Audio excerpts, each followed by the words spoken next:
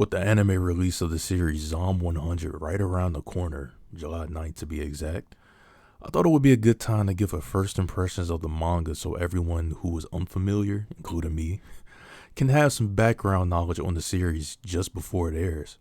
Zom 100 is exactly what it sounds like, a zombie survival series where we're greeted with the MC or protagonist known as Tendo Akira, who is 24 years old and he's a company employee for about 3 years, give or take. He dreads his dead-end job, so he just watches zombie films until he drifts off. And then, like, literally in the next panel, we see a flashback from about 3 years ago of Akira's first day at a commercial producing company. His boss shows him around the office, and then he makes his way to the accounting department. So in the accounting department, he meets a woman who he is quite fond of. It's more of a love at first sight sort of thing. And her name is Odori Sayori. And the work teams all go out for dinner later that day with each other. And Akira thinks to himself how cute Sayori is. And this gives him energy for the following day. Or so he would think, because immediately after, this is where Akira gets a surprise where all of his coworkers are already ready to get back to work immediately the same night.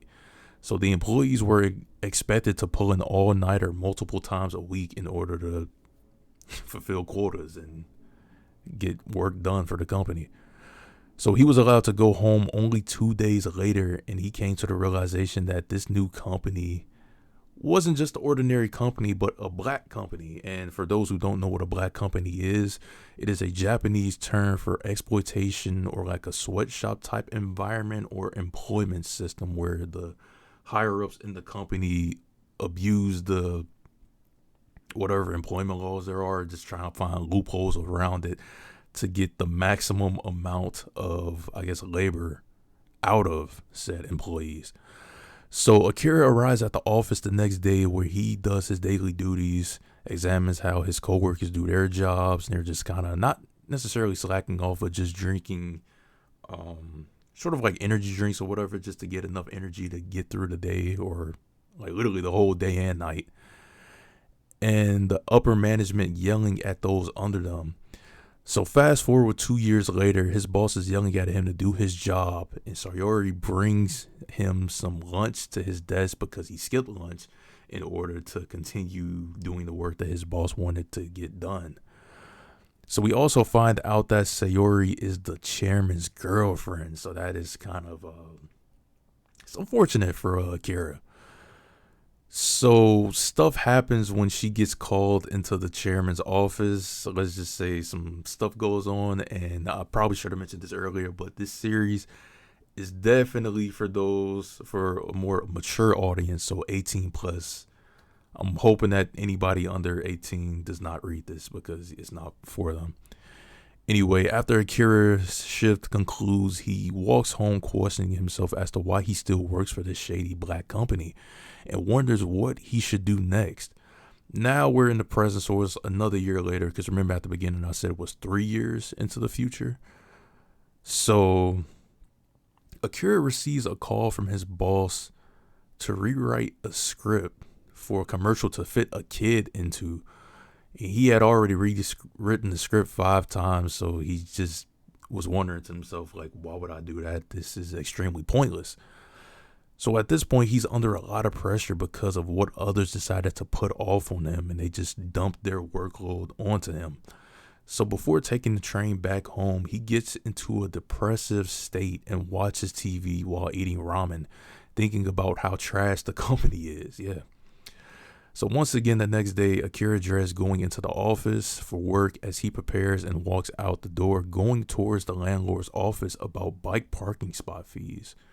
And this is where the shift of the story changes, where Akira notices the landlord feeding on someone, and the landlord just lunges towards Akira. So he rushes back to the roof of his apartment, avoiding as many zombies as he can, thinking about how he will be late for work. But he glances over the rail and sees a commercial airplane crashing towards a city district.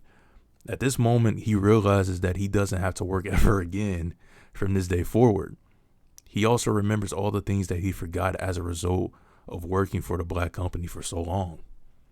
Happens to the best of us. To be honest, back when I was working, back when I had an office job, I forgot about like many of the things that I would do, like some of the hobbies that I have for fun, just going outside, skateboarding and stuff. I couldn't really enjoy that besides maybe like the weekends.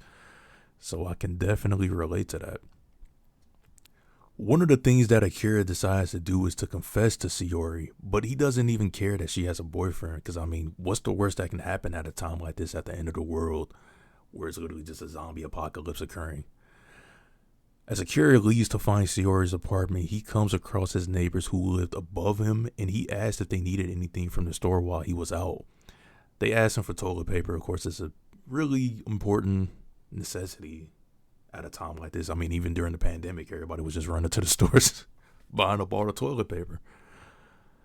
Akira hops into his bike and dashes towards Sayori's apartment building. As he tries to pull himself together, he opens the door and finds the chairman in the room, naked. Yes, naked. And zombified.